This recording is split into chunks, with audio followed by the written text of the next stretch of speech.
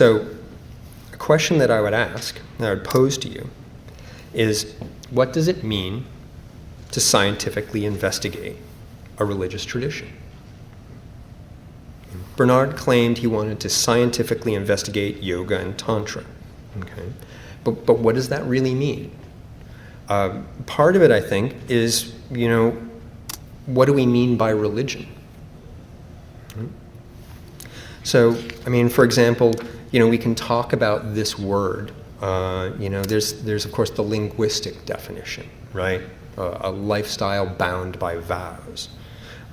We can talk about sort of theocentric ideas, right? Worship of a divinity or a creator god.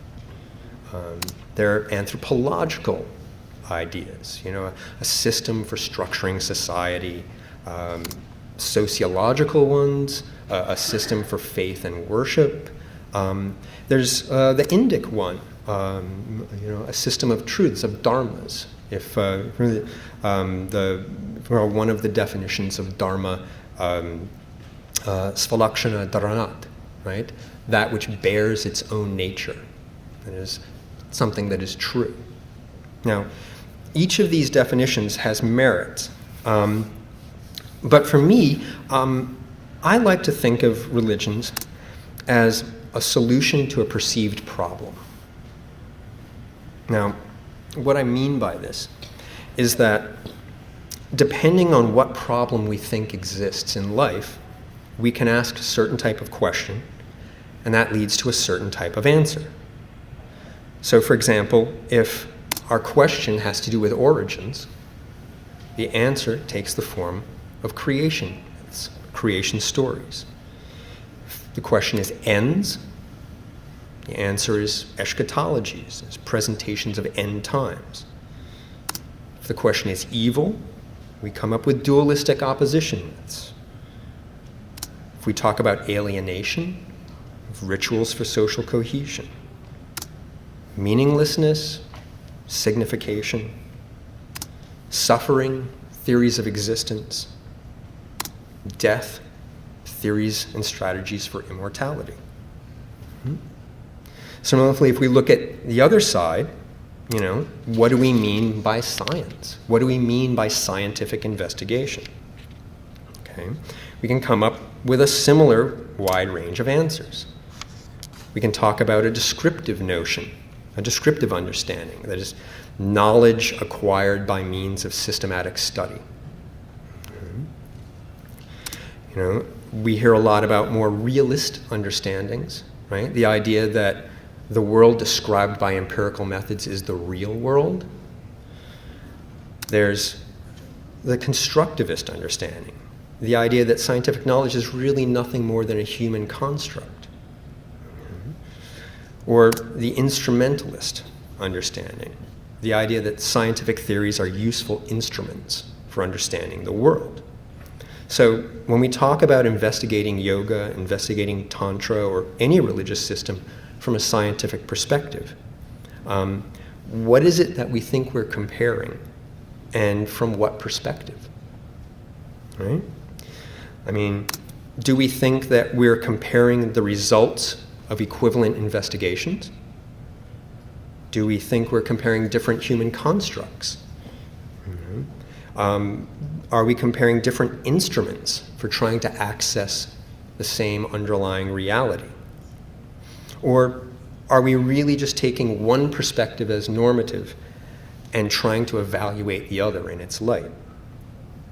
Now, if we look at what people have done and continue to do, and in fact what Bernard attempted to do in constructing a science of yoga, there are distinct comparisons and investigations that we can see.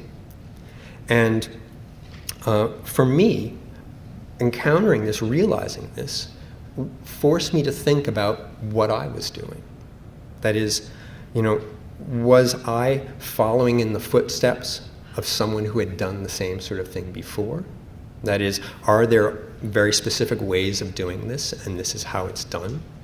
Or is this how we as Westerners encounter Indic religions, encounter the traditions? So If you remember, or if you think about science in the 19th century, what we think of as science today is not what science was 200 years ago. 200 years ago, science was a branch of natural philosophy. And the idea was that by studying natural phenomena, you could have insight into the nature of creation, into the mind of God, if you will. Now, by the late 19th century, that idea had been completely shed.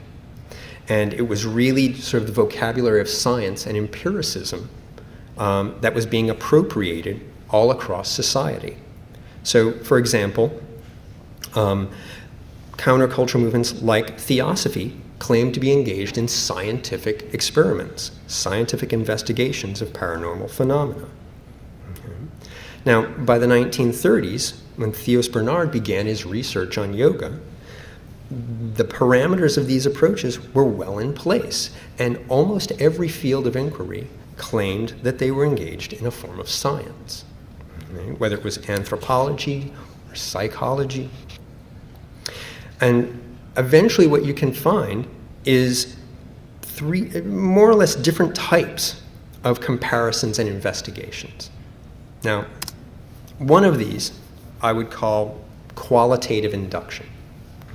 That is, the idea to extrapolate a theory of religious practice from a list of qualities and experiences.